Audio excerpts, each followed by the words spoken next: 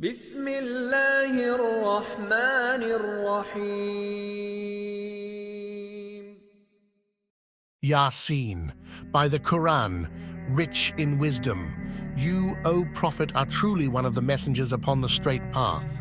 This is a revelation from the Almighty, most merciful, so that you may warn a people whose forefathers were not warned and so are heedless.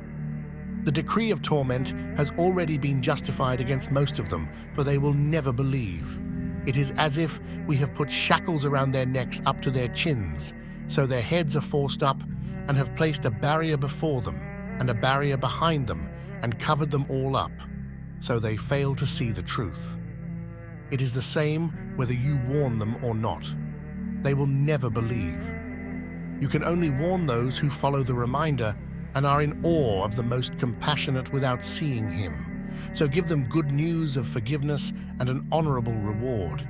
It is certainly we who resurrect the dead and write what they send forth and what they leave behind. Everything is listed by us in a perfect record. Give them an example, O Prophet of the residents of a town, when the messengers came to them. We sent them 2 messengers, but they rejected both. So we reinforced the 2 with a third, and they declared, "We have indeed been sent to you as messengers." The people replied, "You are only humans like us, and the most compassionate has not revealed anything. You are simply lying." The messengers responded, "Our Lord knows that we have truly been sent to you, and our duty is only to deliver the message clearly." The people replied, "We definitely see you as a bad omen for us. If you do not desist, we will certainly stone you to death, and you will be touched with a painful punishment from us." The messengers said, "Your bad omen lies within yourselves. Are you saying this because you are reminded of the truth? In fact, you are a transgressing people." Then from the farthest end of the city a man came, rushing. He advised, "O my people, follow the messengers, follow those who ask no reward of you and are rightly guided. And why should I not worship the one who has originated me and to whom you will be returned? How could I take besides him other gods whose intercession would not be of any benefit to me, nor could they save me if the most compassionate intended to harm me? Indeed, I would then be clearly astray. I do believe in your Lord, so listen to me." But they killed him. Then he was told by the angels, "Enter paradise."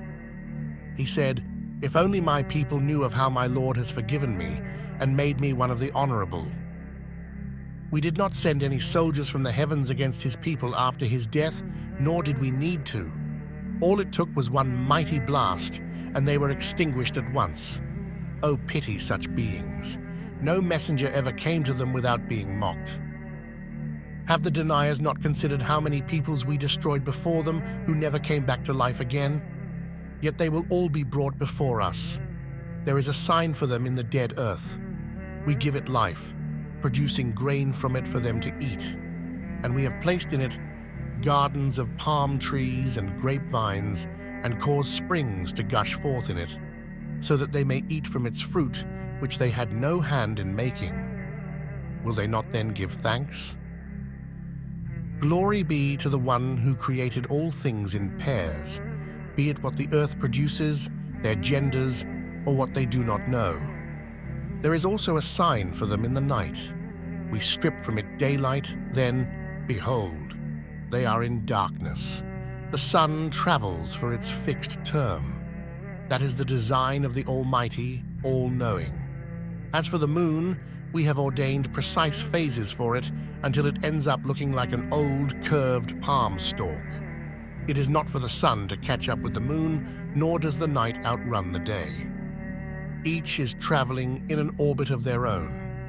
Another sign for them is that we carried their ancestors with Noah in the fully loaded ark and created for them similar things to ride in. If we willed, we could drown them. Then no one would respond to their cries, nor would they be rescued, except by mercy from us, allowing them enjoyment for a little while. Still they turn away when it is said to them, Beware of what is ahead of you in the hereafter and what is behind you of destroyed nations, so you may be shown mercy. Whenever a sign comes to them from their Lord, they turn away from it. And when it is said to them, "Donate from what Allah has provided for you," the disbelievers say to the believers, "Why should we feed those whom Allah could have fed if He wanted to?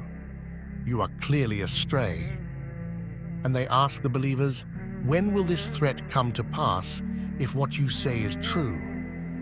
They must be awaiting a single blast which will seize them while they are entrenched in worldly disputes. Then they will not be able to make a last will, nor can they return to their own people. The trumpet will be blown a second time, then, behold, they will rush from the graves to their Lord. They will cry, "Woe to us! Who has raised us up from our place of rest?" This must be what the most compassionate warned us of.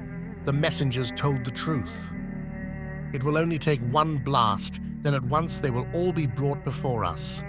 On that day, no soul will be wronged in the least, nor will you be rewarded except for what you used to do. Indeed, on that day, the residents of paradise will be busy enjoying themselves. They and their spouses will be in cool shade, reclining on canopied couches. There they will have fruits and whatever they desire, and peace will be their greeting from the merciful Lord. Then the disbelievers will be told, "Step away from the believers this day, O wicked ones.